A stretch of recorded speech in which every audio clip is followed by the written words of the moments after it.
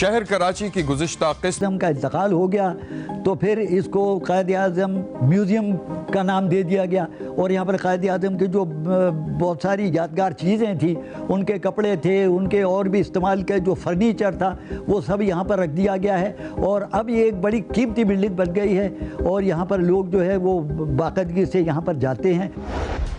شہر قائد کی معروف شاہراہ ایم اے جناح روڈ پر جامع کلاتھ مارکیٹ سے ذرا آگے سول ہسپتال سے متصل 1906 میں بنی خالق ڈنو ہال کی پرشکوہ عمارت حیرت اور جرت کی شاندار تاریخ کی امین ہے۔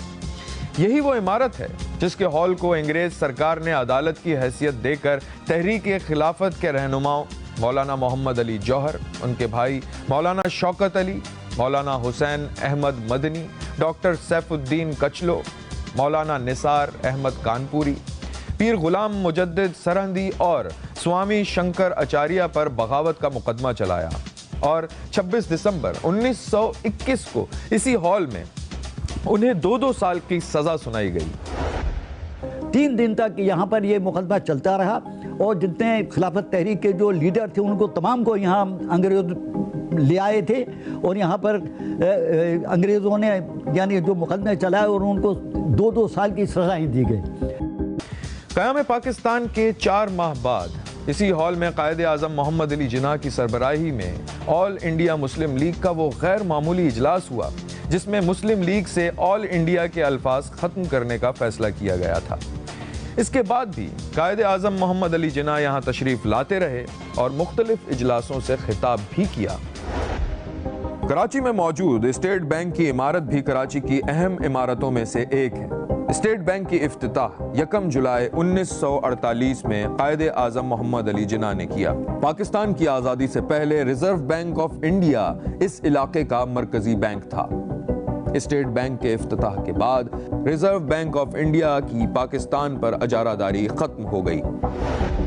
سپریم کورٹ بینچ کا جہاں آج کل یعنی ہیئرنگ وغیرہ ہوتی ہے شاہین کمپلیکس کے سامنے، تو پہلے یہاں پر اسٹیٹ بینک کا دفتر قائم کیا گیا تھا، لیکن یہ جگہ بڑی ناکافی تھی، اور یہ ایک مرکزی بینک کے شان بھی جگہ نہیں تھی، لہذا یہ کہ ایوب خان کے زمانے میں یہ ایک پروگرام بنایا گیا، یہ منصوبہ بنایا گیا کہ اس کے لیے ایک بہترین جگہ تلاش کی جائے، ایک مرکزی سڑک پر ہو جو کہ کراچی کی کمرشل سڑک ہو، اور یہ کہ اہم جگہ ہو۔ تو یہ اسٹیٹ بینک کی عمارت یہاں پر میکل روڈ پہ تعمیر کرنے کا فیصلہ کیا گیا، اور یہ 10 منزلہ عمارت تعمیر ہوئی جو کہ اس وقت کی 1959 اور 60 کے زمانے میں ایک بہت ہی اونچی بلڈنگ ہوا کرتی تھی۔ قیام پاکستان کے بعد ملک میں انڈسٹریز کے قیام کا سلسلہ شروع ہوا۔ پاکستان میں قائم ہونے والی پہلی انڈسٹری ولیکا ٹیکسٹائل ملز کا افتتاح کراچی کے علاقے سائٹ میں قائد اعظم محمد علی جناح نے دسمبر 1947 میں کیا تھا۔ وہ اس تیزی سے پھر پھیلنا شروع ہوا ہے صنعتیں یہاں پر، کہ سینکڑوں صنعتیں یہاں پر لگ گئی، اور ملک کی جو صنعتی جو ترقی جو ہے وہ اسی علاقے سے شروع ہوئی، اور اس علاقے نے پھر ملک کی معیشت میں اہم کردار ادا کیا ہے۔ سائٹ کا بہت بڑا رول ہے ہمارے اس شہر کی معیشت کے اندر بھی اور پورے ملک کی معیشت میں بھی، کیونکہ جب لوگ آتے تھے جو انسکلڈ لوگ تھے وہ یہاں آ کر آن جاب ان کی ٹریننگ ہوتی تھی، اور اکثر پھر وہ انہی علاقوں کو منتقل ہو جاتے تھے جہاں سے وہ آئے تھے، اور اس لحاظ سے سائٹ کا پاکستان کے دوسرے علاقوں کی معیشت میں بھی بہت بڑا کنٹریبیوشن ہے۔ کسی یتیم کو سہارا چاہیے، ان کا بنیادی حق ہے۔ عبدالستار ایدھی کا نام پوری دنیا میں مشہور ہو چکا ہے، اسے کہ اس جیسی خدمت کسی نے بھی نہیں کی، اس کو تو نوبل انعام مل جانا چاہیے تھا۔ جتنا انہوں نے خدمت کی ہے، اور جتنے لوگوں نے ان کی تعریفیں کی ہیں، اور جتنا ان کو خراج عقیدت پیش کیا گیا ہے، وہ کسی بھی خدمت خلق کرنے والے کو نہیں ملا ہے جتنا اس شخص کی سراہنا ہوئی ہے۔ تو یہ ہے کہ اس شخص کو کبھی نہیں بھلایا جا سکتا۔ آج یہ زندہ نہیں ہے، اب دنیا میں نہیں ہے، لیکن ان کا کام آج بھی جاری ہے۔ ان کے علاوہ سیلانی ویلفیئر، چیپا ویلفیئر ایسوسی ایشن، انصار برنی ٹرسٹ، انڈس ہسپتال اور جزام کے مرض کے خاتمے کے لیے کردار ادا کرنے والے ادارے میری ایڈلڈ لیپریسی سینٹر کی بانی ڈاکٹر رتھ فاؤ نے اپنے عظیم الشان کام کا آغاز اسی شہر سے کیا اور وہ کراچی کے گورا قبرستان میں مدفون ہے تھا۔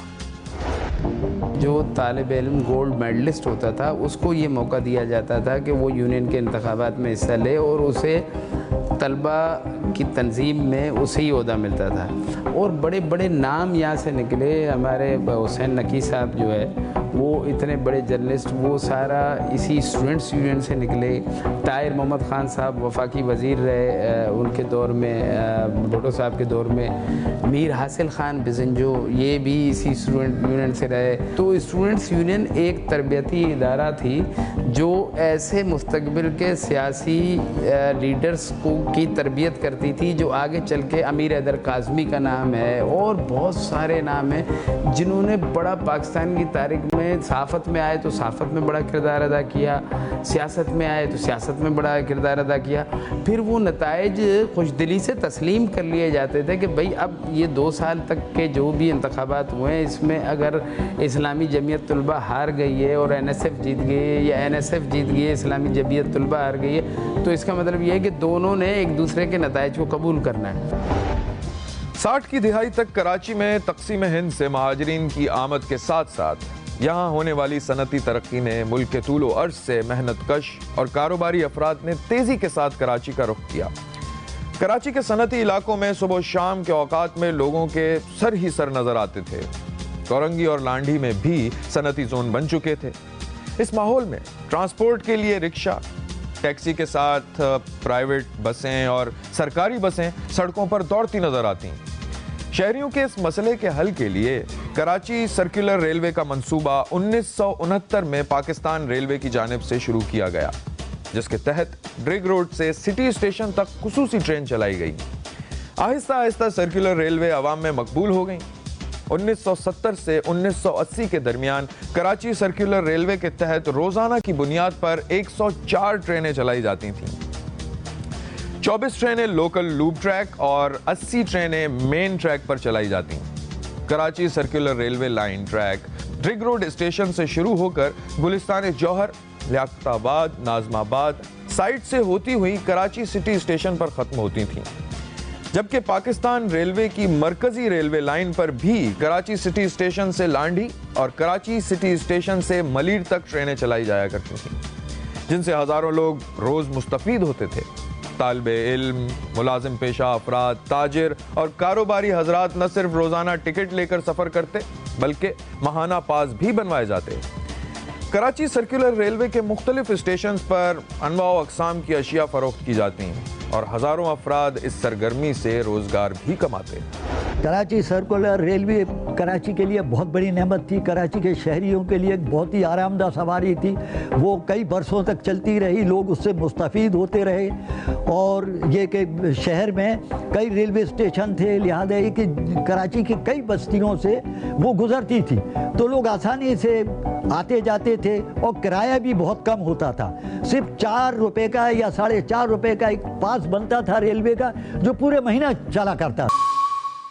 پی ٹی وی کراچی سے پیش کیے جانے والے ڈرامے بلا شبہ تاریخ میں سنگ میل کی حیثیت رکھتے ہیں۔ معروف ناول نگار شوکت صدیقی کے ناول پر مبنی ڈرامہ خدا کی بستی پی ٹی وی کی تاریخ کا وہ پہلا ڈرامہ ہے جس نے ناظرین کو سحر میں جکڑا۔ خواجہ معین الدین کے اسٹیج پلے تعلیم بالغان، مرزا غالب بندر روڈ پر، لال قلعے سے لالو کھیت تک جب ٹی وی پر پیش ہوئے تو ناظرین پلکیں جھپکانا بھول جاتے۔ کراچی سینٹر سے پیش کیے گئے حسینہ معین کے ڈراموں میں شہزوری، زیر زبر پیش، انکل عرفی، انکہی، تنہائیاں، دھوپ کنارے، فاطمہ سریہ بجیا کے مختلف ناولوں کی ڈرامائی تشکیل کے ڈرامے افشاں، شمع اور عروسہ۔ مزاحیہ ڈراموں کی بات کی جائے تو کراچی سینٹر کی پیشکش 50-50 کو بھولنا مشکل ہے۔ انور مقصود کا تحریر کردہ ڈرامہ ہاف پلیٹ اور روزی آج بھی ناظرین کو اپنی گرفت میں لے لیتے ہیں۔ خواتین کا یہ حال تھا کہ وہ اپنے کام کاج پہلے نمٹا لیا کرتی تھی کہ ڈرامہ آنے والا ہے، انکہی آنے والا ہے، اور بہت سارے کراچی کے ڈراموں کے نام جو کہ مطلب کہ بہت مشہور ہوئے ہیں، تو وہ اپنے حسینہ معین نے ڈرامے لکھے، اس کے علاوہ آپ کے اسد محمد خان صاحب نے ڈرامے لکھے، اور کراچی میں اور بھی کئی لوگوں نے ڈرامے لکھے. تو یہ کہ کراچی کا ایک بڑا یعنی کہ دلچسپی کا ایک بڑا ایک مرکز تھا کراچی پی ٹی وی کے ڈرامے. اور کراچی کے پی ٹی وی کے ڈرامے آج بھی جب کبھی چلتے ہیں دوبارہ تو لوگ بڑے شوق سے دیکھتے ہیں. کراچی شہر ہونے کے باوجود کئی گوٹھوں کا بھی مالک ہے. سندھی زبان میں گوٹھ کے معنی گاؤں یا دیہات کے ہیں. بظاہر شہر اور دیہات ایک دوسرے کی ضد سمجھے جاتے ہیں، مگر شہر میں سہراب گوٹھ، سفورہ گوٹھ، پہلوان گوٹھ، انگارہ گوٹھ، جمعہ گوٹھ، ناتھا خان گوٹھ، بلوچ گوٹھ، یوسف گوٹھ، فقرہ گوٹھ، میمن گوٹھ، عبداللہ گوٹھ، ملا عیسیٰ گوٹھ، ریڑی گوٹھ، صالح محمد گوٹھ، ابراہیم حیدری گوٹھ اور چنیسر گوٹھ وغیرہ شامل ہیں. ان گوٹھوں کی وجہ تسمیہ یہ ہے کہ کراچی کی وسعت اور پھیلاؤ سے پہلے یہ گوٹھ ہی کراچی تھے. ان میں سے بیشتر گوٹھوں میں تو اب شہری ماحول ہے اور روایتی گاؤں کا ماحول قصہ پاری نہ بن چکا ہے، لیکن خال خال ایسے گوٹھ ہیں جہاں کسی حد تک گوٹھ اور گاؤں جیسا ماحول اب بھی موجود ہے. شہر میں موجود بستیاں اور اسٹاپ بھی خاصے دلچسپ ہیں. ڈیفینس کلفٹن میں واقع متمول افراد کی بستی گزری کے نام سے تو سبھی واقف ہیں. یہ لفظ بلوچی زبان کے دو الفاظ گز اور ری سے مل کر بنا ہے. گز کا مطلب ہے کیکر اور ری کا مطلب رفع حاجت. قیام پاکستان سے پہلے یہاں کیکر کے بے شمار درخت تھے، جہاں ارد گرد کے دیہاتوں کے باشندے رواج کے مطابق رفع حاجت کے لیے آیا کرتے تھے. اس وجہ سے یہ علاقہ گزری بن گیا. پاک کالونی کے قریب شہر کی ایک قدیم بستی گولی مار ہے. اس علاقے میں تقریباً 100 برس پہلے ایک میدان میں انگریز فوجی نشانے بازی کی مشق کیا کرتے تھے. گولیوں کی تڑتڑاہٹ پر لوگوں نے اس کا نام گولی مار رکھ دیا اور آج تک یہی نام ہے. اس طرح ناظم آباد میں عباسی شہید اسپتال کے پاس ایک علاقہ ہے پاپوش نگر. 50 کی دہائی کی ابتدا میں اسے جوتا گلی یا جوتا کالونی کہا جاتا تھا. بستی بڑھی تو یہاں موجود لوگوں نے محسوس کیا کہ جوتا کالونی یا جوتا گلی مناسب نام نہیں، اور پھر جوتا کالونی کا فارسی ترجمہ کر دیا. پاپوش کے فارسی معنی جوتے کے ہیں. گویا اگر آپ پاپوش نگر کا اردو ترجمہ کریں تو اسے جوتا کالونی ہی کہیں گے. اسی طرح کچھ اسٹاپ بھی ہیں، انہی میں ناگن چورنگی بھی شامل ہے. نصف صدی سے زائد عرصے پہلے باقاعدہ چورنگی تو موجود نہیں تھی، لیکن اس جگہ سے بل کھاتے کئی راستے نکلتے تھے، اسی لیے اس کا نام ناگن چورنگی رکھ دیا گیا. یہاں اب فلائی اوور بن چکا ہے، لیکن اسے بھی ناگن فلائی اوور کہا جاتا ہے. یو پی موڑ سے شاہ محمد قبرستان کی طرف جاتے ہوئے صدیقی مارکیٹ کے پاس ایک چھوٹا سا چوراہا ڈسکو موڑ آتا ہے. اس کا سرکاری نام الآمنہ ایونیو ہے، لیکن اسے ڈسکو موڑ کہا جاتا ہے. اس نام کی وجہ تسمیہ بھی بڑی دلچسپ ہے. آج سے تقریباً 30-35 سال پہلے یہ چوراہا بہت ٹوٹا پھوٹا ہوتا تھا اور یہاں سے مڑنے والی بسیں بری طرح ہلنے لگتی تھیں. بس کنڈکٹر مذاقن کہتے تھے بس ڈسکو کر رہی ہے. بس اسٹاپ کو ڈسکو موڑ نام دے دیا گیا. کراچی کی اہمیت و وسعت ہر آئے دن بڑھتی جا رہی ہے. یہاں رہنے والوں نے نامساعد حالات کا سامنا بھی کیا اور خوشی و مسرت کے بے شمار لمحوں کو بھی محسوس کیا. ملک کی ترقی کا اہم ترین شہر اور اس کے باسی منتظر ہیں کہ اس کی اصل شناخت، جس میں تعلیم کا اعلیٰ معیار جو اس کی پہچان رہی، بحال ہو. روزگار اور صحت کی سہولتیں میسر آئیں، ٹوٹ پھوٹ کا شکار سڑکیں دوبارہ ویسی ہی ہو جائیں جیسی ماضی میں ہوا کرتی تھیں. یہاں علمی، سماجی و ثقافتی سرگرمیاں جو اس کا خاصہ تھیں پھر اپنا عروج پائیں. اس شہر نے ہمیشہ بلا تخصیص رنگ و نسل و مذہب سب کو اپنے دامن میں سمویا ہے، اور آج بھی اس شہر کا دامن اتنا وسیع ہے کہ مزید لوگوں کو سائبہ مہیا کر سکتا ہے.